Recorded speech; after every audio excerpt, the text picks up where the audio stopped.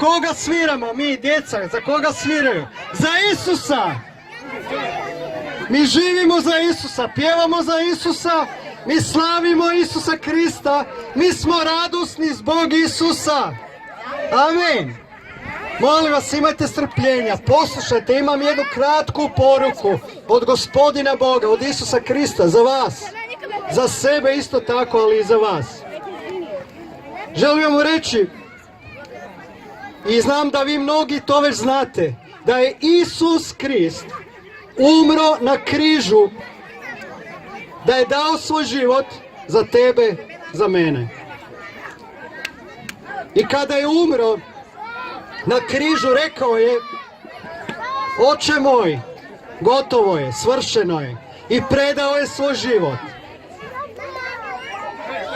I vojnik koji je došao da provjeri da li je mrtav, probao je kopljem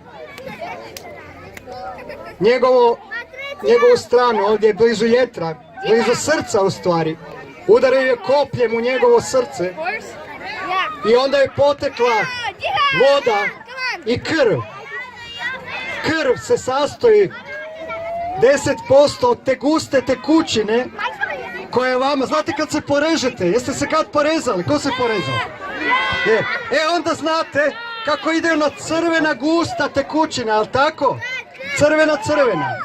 Ali kada je Isus umro i kada su mu probali tijelo, nije izašla samo ta crvena tekućina, izašla je i voda, jer krv se sastoji od vode, plazma, 90%, i 10% je samo ono crveno što izlazi van.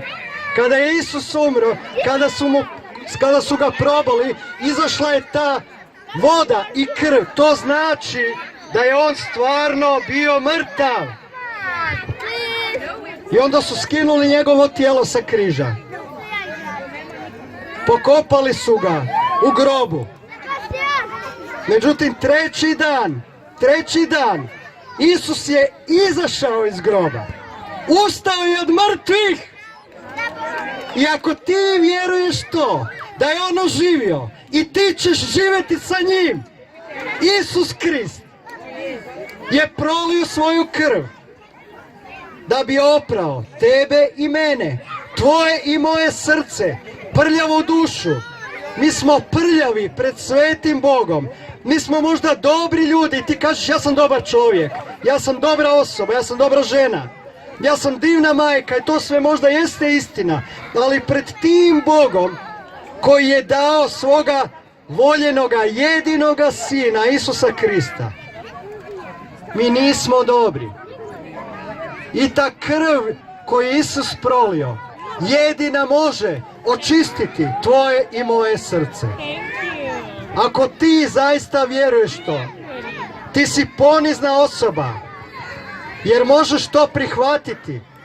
Nemoj biti tvrdoga srca, nemoj biti tvrda osoba i reći: ja to ne želim razumjeti, ja to ne mogu prihvatiti, jer jedino krv Isusa Krista možete pripremiti za novi život, možete očistiti ako ti samo priznaješ svojem srcu i svojim ustima. Mi ćemo se danas moliti za svakoga od vas koji to bude htio, za ozdravljenje, jer ono je kroz krv Isusa Krista. Za vaše spasenje vaših duša, koje je kroz krv Isusa Krista. Mi to ne razumijemo, ali ni ne trebaš razumjeti. Mi ne trebamo to razumjeti. Mi to jednostavno trebamo priznati da je Bog koji te ljubi, koji te toliko voli, da je umro za tebe, da te pere svojom krvi.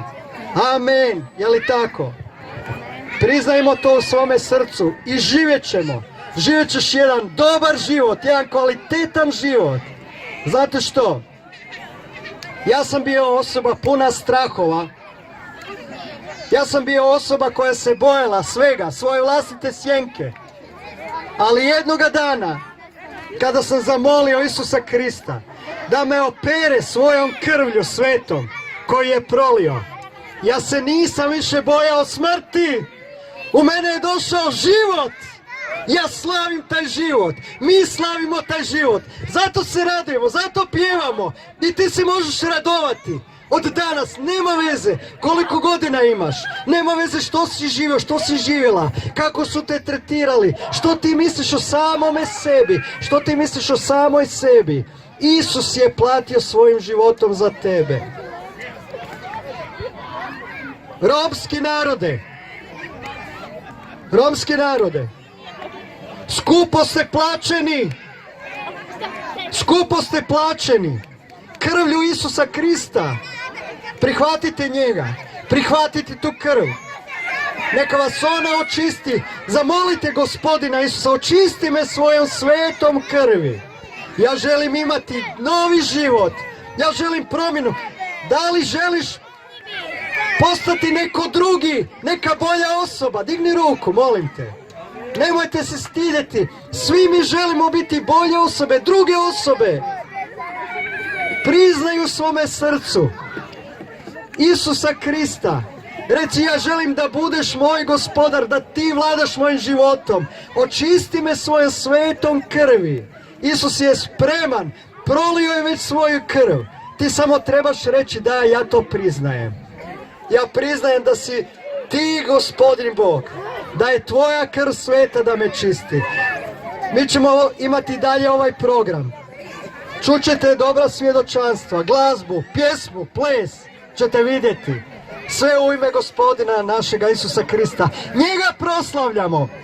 Isusa Krista proslavljamo. Ostanite do kraja sa nama. Priđite isto tako bliže. Molit ćemo za vas, za vaše potrebe. Nemojte otići. I uživajte dalje u prisutnosti našega Gospodina Boga, našega Isusa. Amen.